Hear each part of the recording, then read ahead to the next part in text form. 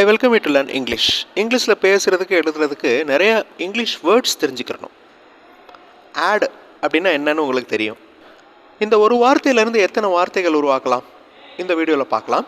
I welcome you to this channel சென்டாக்ஸ். உங்களுடைய spoken English skill develop பண்ணுறதுக்கு videos upload பண்ணிட்டு வரேன். ப்ராக்டிஸ் பண்ணிட்டே இருங்க, ஷியூராக டெவலப்மெண்ட் இருக்கும்.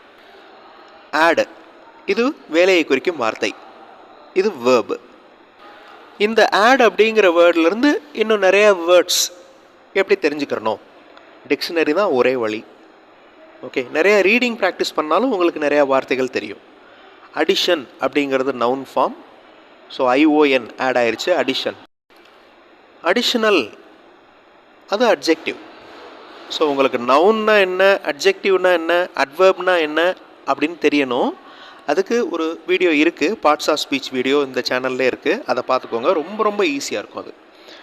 அடுத்து அட்வர்ப் அடிஷ்னலி, ஆடட் அப்படின்னா past form of add. Okay, add அப்படின்னா என்னது தமிழில்? சேர், இணை, கூட்டு. ஆட் தீஸ் நம்பர்ஸ், இந்த நம்பரை கூட்டுங்க அப்படின்னு சொல்லுவோம்ல. அந்த கூட்டல், இணைதல் அப்படிங்கிறது அடிஷன், நவுன் ஃபார்ம்.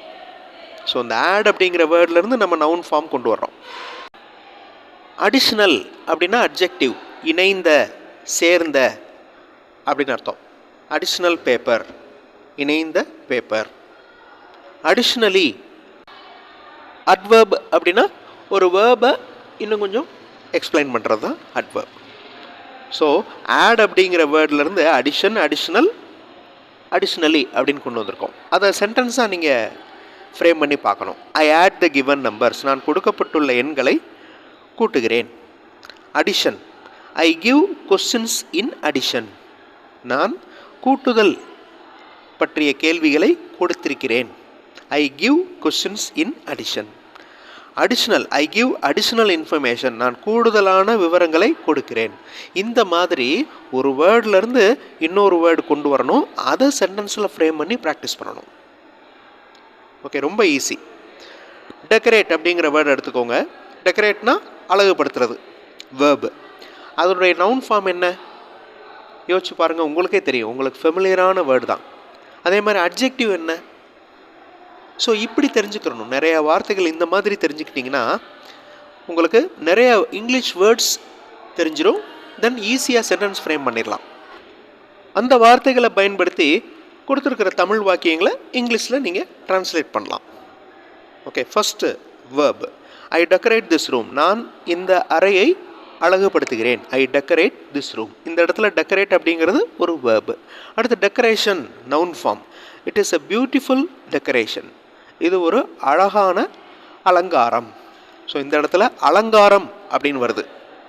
அழகுபடுத்துதல் அப்படின்னு டெக்கரேட்டில் வருது, இதில் வந்து அலங்காரம் அப்படின்னு வருது. Next one, decorative adjective. This decorative method is easy, இந்த அழகுபடுத்தும் முறை சுலபமானது.